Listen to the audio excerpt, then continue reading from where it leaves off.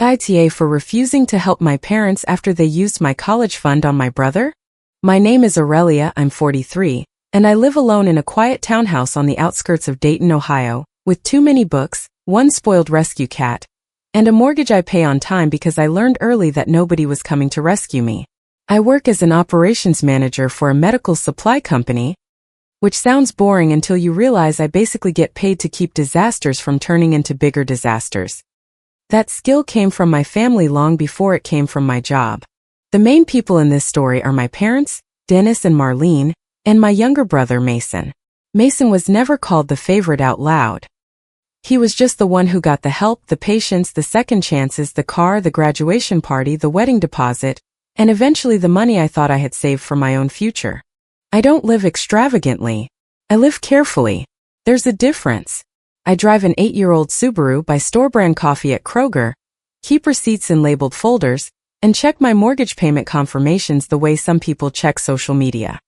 My townhouse is quiet except for my cat, Juniper, yelling at me like she pays rent. On the wall by my kitchen, there is one framed photo of me with coworkers from a charity 5K. There are no family portraits. That part was not accidental. Growing up, I was the kid who got told, Aurelia doesn't need a fuss. She's our strong one. At 6, that meant my birthday cake was a sheet cake from the grocery store because Mason had an ear infection and Mom was too tired. At 12, it meant Mason got a new bike after failing math because he needed encouragement, while I got a discount notebook for making honor roll because they knew I'd do fine. At 15, it meant my father missed my choir solo because Mason had a baseball game where he sat on the bench. When I cried about it, Dad said, "Don't be dramatic.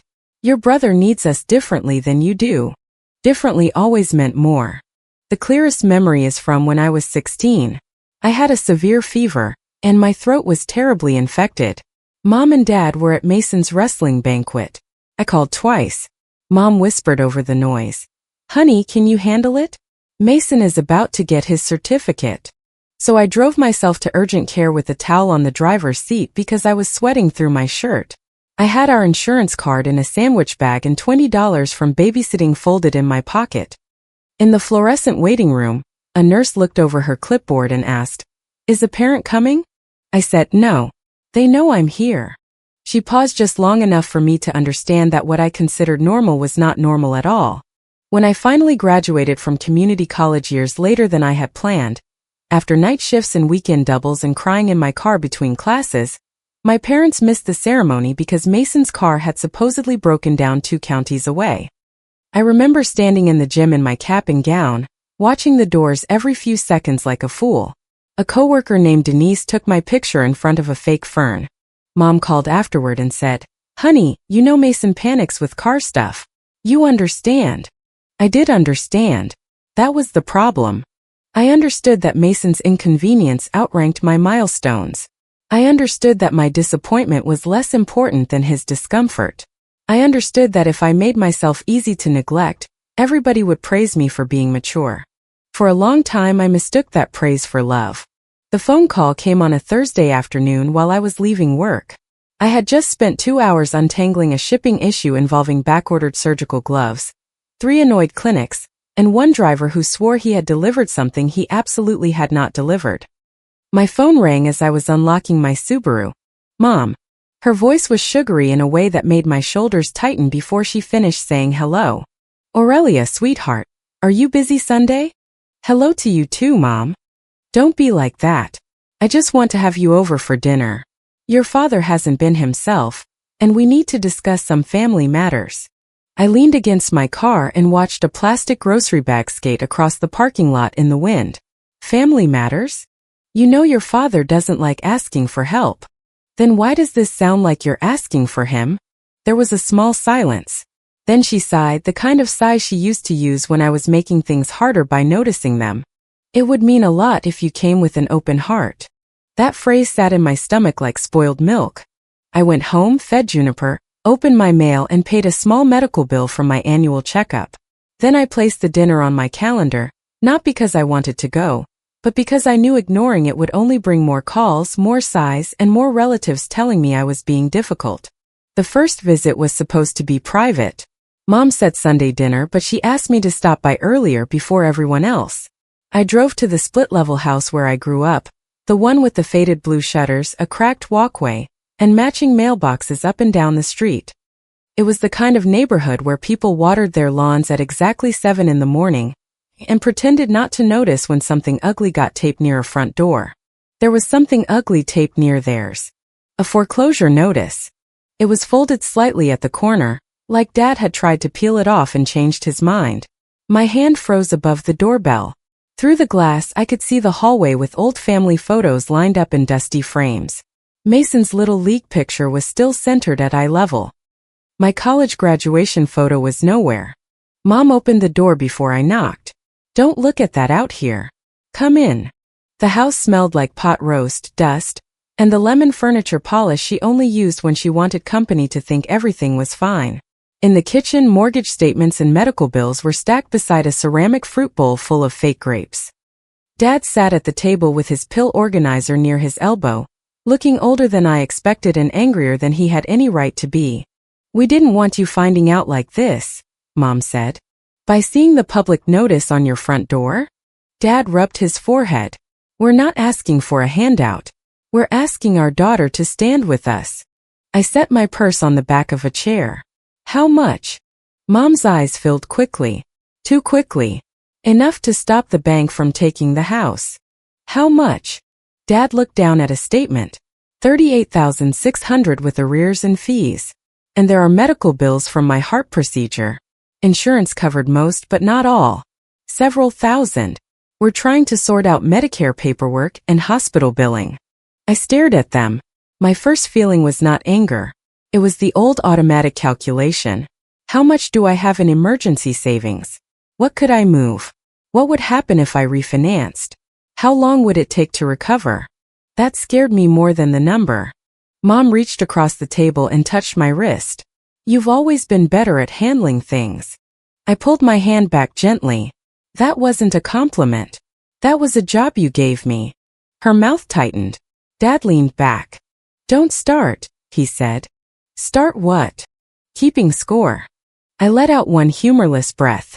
"Dad, there is a foreclosure notice on your door, and you're asking me for almost $40,000. This is exactly when people look at the score." Mom dabbed under her eye with a napkin. "Mason has his own problems.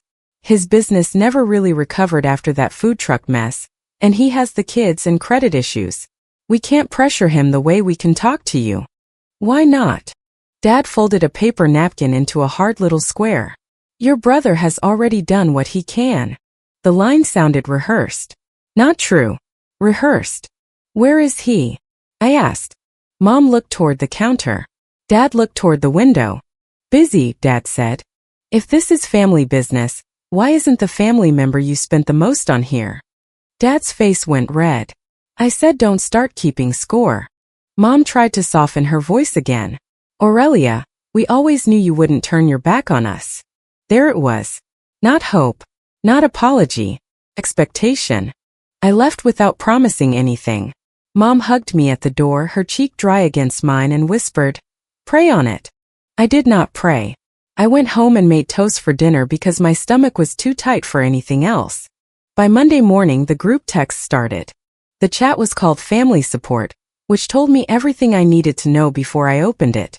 Aunt Linda wrote first. "Honey, your mom is scared.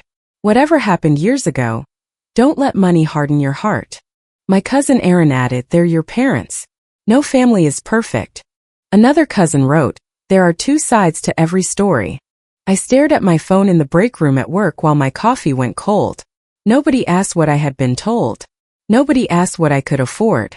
Nobody asked why Mason was missing from the conversation.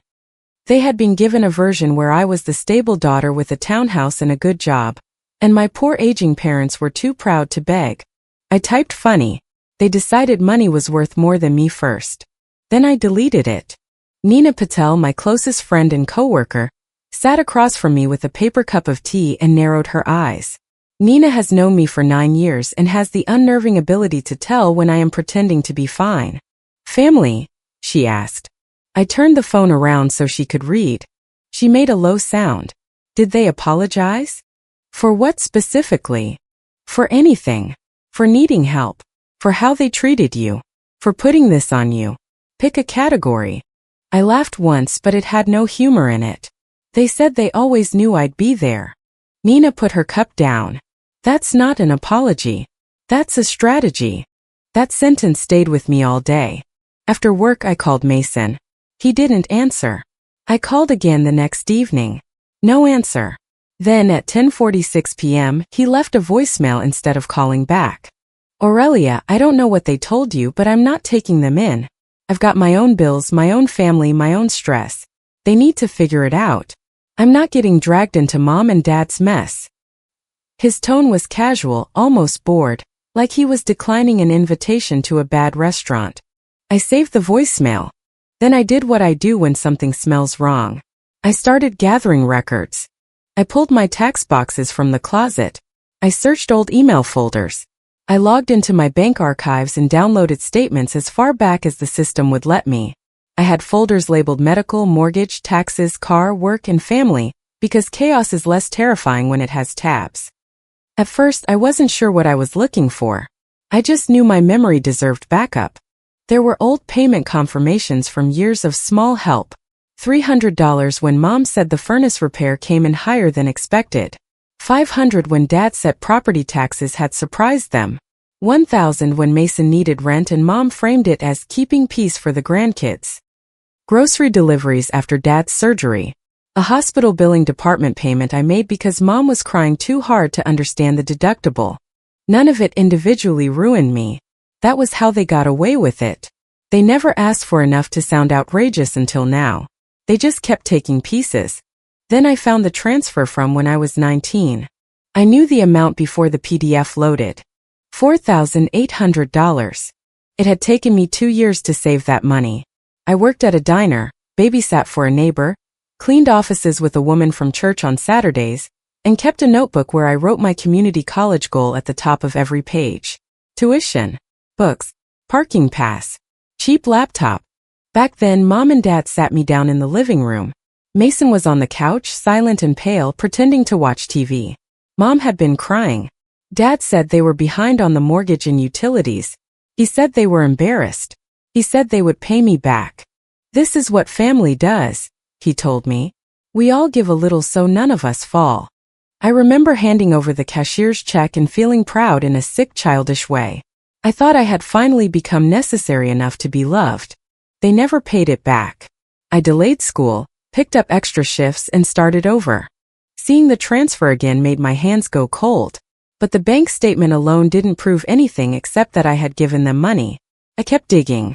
In a storage box labeled taxes/school/dad, I found old papers Dad had once asked me to scan after their basement flooded. Most were insurance forms and property tax notices. But tucked inside a yellowed envelope was a letter from a law office that used to be near the county courthouse. The branch of the bank listed on the receipt had closed years ago, but the date was there. The amount was there. Mason's name was there. Attorney fees, court costs, insurance penalties, and liability claims from a serious driving incident. The payment date was 4 days after my transfer. I sat on the floor beside the box while Juniper sniffed the papers and bumped her head against my knee. For a minute, I could hear nothing but the refrigerator humming in the kitchen. The house hadn't been in danger that month. Mason had. I called him again the next day from my car during lunch. This time he picked up, probably by accident. "What?" he said. "Did Mom and Dad use my college money for your legal trouble?" Silence. Then irritated. "That was forever ago." My grip tightened around the steering wheel. "Answer me." "I thought you knew." The words hit harder than a denial would have. They told me the mortgage was behind. They told me the lights might get shut off. Mason sighed like I was being exhausting. "Look, I was young and scared. They handled it. Don't make it weird now." It delayed my life by years. Yeah, well, everybody had problems. I looked through the windshield at a woman loading groceries into her trunk, doing ordinary things in an ordinary parking lot, while something old and rotten finally split open inside me. "Are you helping them now?" I asked. "No. I told you. I have my own life. My lease doesn't allow long-term guests, and I'm not throwing money into that house. They should sell it. You mean the mess they made while dragging me into yours? He hung up. I saved the call log. Then I typed a transcript of what I remembered while it was fresh. That night, I almost called Mom and screamed. I wanted to hear her deny it. I wanted to hear Dad stumble. I wanted one of them to say, "We were wrong." But I knew better. If I went in with pain, they would turn it into tone. If I went in with anger, they would make the anger the issue. So I made a folder. A plain manila folder. Bank statements. Printed emails. Screenshots of group texts. Payment confirmations from the years I had helped. The law office letter. The old transfer record. A transcript of Mason's voicemail. A short list of dates and amounts. Nothing dramatic. Just facts. I also called a nonprofit housing organization outside Dayton and spoke with a counselor named Mr. Alvarez. His voice was calm in a way that made me trust him immediately. He explained foreclosure prevention counseling, hospital financial assistance, Medicare billing review, senior housing waitlists, and what documents my parents would need. I paid for one consultation slot so they could not say I had done nothing. The confirmation email came through that afternoon. This confirms a 1-hour foreclosure prevention consultation scheduled for Dennis and Marlene on Tuesday at 10:30 a.m. I printed that too, along with an elder assistance resource list, the hospital billing office number, and instructions for applying for aid. Nina watched me slide the pages into the folder at work and said, "How are you feeling?" "Like I'm preparing for court." "Maybe you are. Just not the legal kind." I nodded. "What are you going to say?" she asked. I had practiced one sentence in my kitchen while Juniper yelled for dinner. "I am not paying for choices I did not make." Nina smiled sadly. "Good. Keep coming back to that." The following Sunday, I pulled into my parents' driveway at 4:58 p.m. There were too many cars. Aunt Linda's Buick, my cousin Aaron's SUV, another cousin's pickup, and Reverend Paul Harris's old sedan parked at the curb. Reverend Harris had been retired for years, but he still had that gentle, grave presence people used when they wanted a disagreement to feel like a moral failure. I sat in my car for a full minute with my hands on the wheel. My phone buzzed. "Mom, we're all here. Come in with an open heart."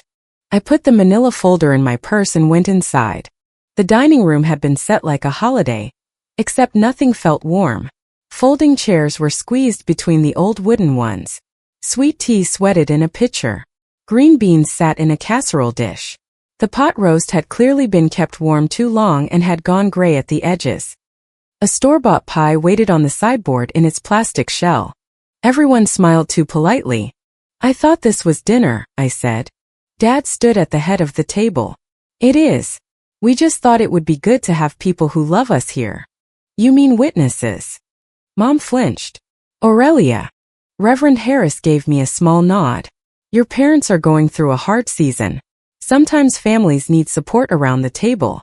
"I agree," I said. "Support is good. Pressure is different."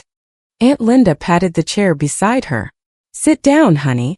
Let's eat before everything gets cold." Everything was already cold. Dinner was painful in that fake normal way families do when everyone knows the real conversation is waiting with a knife under the table. Forks scraped too loudly. Someone asked about work. I said it was fine. Mom kept dabbing at her mouth even though she had barely eaten. Dad drank 3 glasses of sweet tea and stared at my purse like he knew it contained trouble. Finally, Aunt Linda set her fork down. "Aurelia, your mother is frightened. I know there's history, but at the end of the day, they are still your parents." "I know exactly who they are," I said. Erin shifted in her chair. "No family is perfect." "No," I said. "They are not." Reverend Harris cleared his throat. "Your parents told me they are at risk of losing the home. That is a heavy burden for any family." Dad took that as his cue. "We need the arrears paid," he said, voice firm now. $38,600. Then help negotiating the medical bills. And if the bank process moves forward anyway, we need somewhere to stay temporarily. You have the room. You have the income. We wouldn't ask if Mason could do it." I looked at him for a long moment. "You asked me before you even expected him to." Mom's eyes filled. "Mason struggles more than you do. You know that." "No," I said. Mason gets rescued more than I do. That is not the same thing. Dad's palm hit the table. Not hard enough to knock anything over, but hard enough to make the pie knife jump. This family doesn't need a courtroom. Good, I said. Then this shouldn't take long. I pulled the manila folder from my purse and placed it beside the casserole dish. The room changed. Not loudly. More like all the air got pulled through a narrow opening. Mom whispered, "What is that?" Before anyone calls this a daughter abandoning her parents, I want everyone to understand what I was taught family meant. Dad's jaw tightened. Aurelia, don't. I opened the folder. I started with the easy things. The payments I had made over the years. $300 for the furnace. $500 for property taxes. A hospital deductible. Grocery deliveries. Screenshots of texts where Mom asked me to be understanding because Mason was under stress. A printed message from Dad telling me not to bring up Mason's unpaid loans because your brother takes criticism hard. Aunt Linda stopped leaning forward and started leaning back. This is the money I sent when Mom said the furnace broke, I said, sliding one page across the table. This is the message telling me Mason needed rent the same week. This is the pattern. Aaron looked at Mom. I didn't know about that. Mom's voice trembled. We never forced her. You didn't need to, I said. You trained me. Dad pointed a finger at the folder. You're twisting normal family help into something ugly. No, I said. I'm putting dates on it. Then I pulled out the bank transfer from when I was 19. My voice almost failed me. I took a breath and kept it level. This is the $4,800 I saved for community college. You told me the mortgage was behind and the utilities might be shut off. I gave you everything I had. I delayed school. I worked double shifts. I believed I helped save this house. Mom's face had gone pale. Dad said, that was a difficult time. It was a lie. I placed the law office document beside the transfer record. No one spoke. The money went toward Mason's attorney fees, court costs, and insurance penalties after his serious driving incident and the damage to a friend's vehicle. The payment was made 4 days after my transfer. Aunt Linda's hand went to her mouth. Reverend Harris looked down at the table. Dad started to stand. You don't understand what was happening then. I understand perfectly, I said. I delayed school because I thought I was helping save this house. I was actually helping erase Mason's consequences. Mom began crying for real then, or at least harder than before. He was young. He was scared. We did what we thought we had to do. No, I said. You did what you had trained yourselves to do. You protected him and spent me. Dad's face twisted. We made the best decisions we could. You made the easiest decisions for Mason and called them family emergencies. Reverend Harris finally spoke very quietly. Dennis, Marlene, is this accurate? Mom cried into her napkin. Dad said nothing. That silence did more than any confession could have. Then I took out the transcript of Mason's voicemail and set my phone on the table. And since everyone is here to discuss family obligation, you should hear what Mason said when I asked if he would help. Mom lifted her head. Aurelia, please. I pressed play.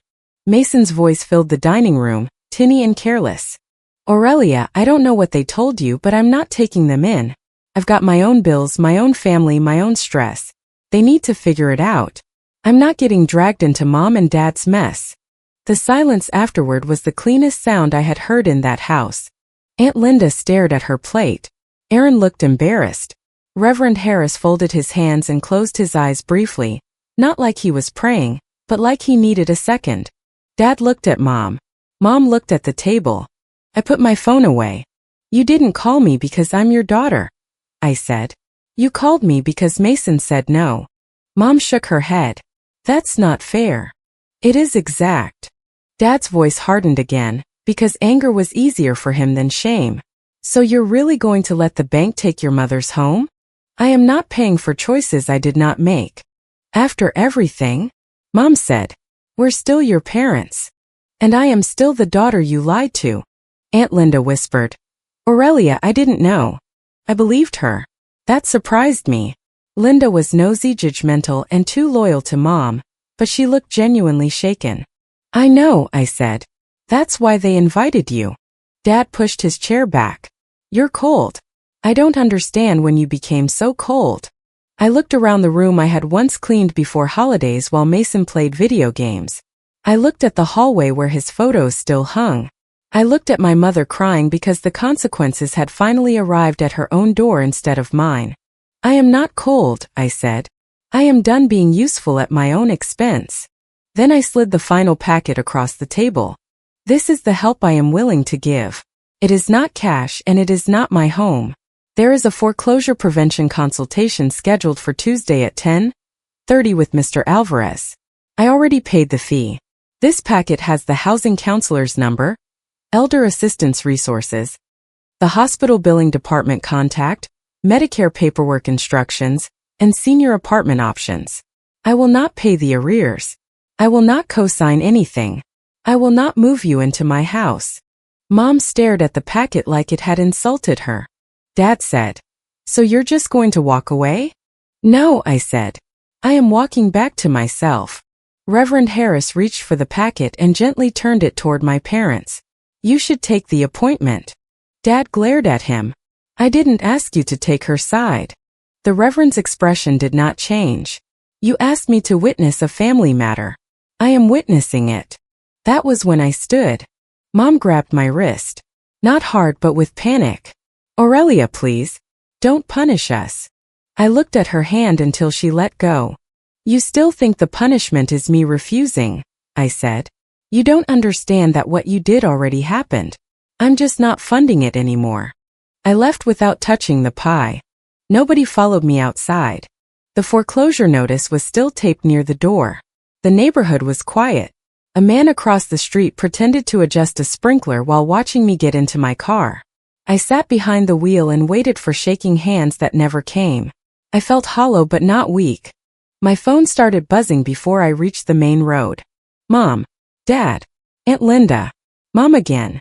I let every call go to voicemail. That night, Aunt Linda texted me privately. "I am sorry. I didn't know about the college money.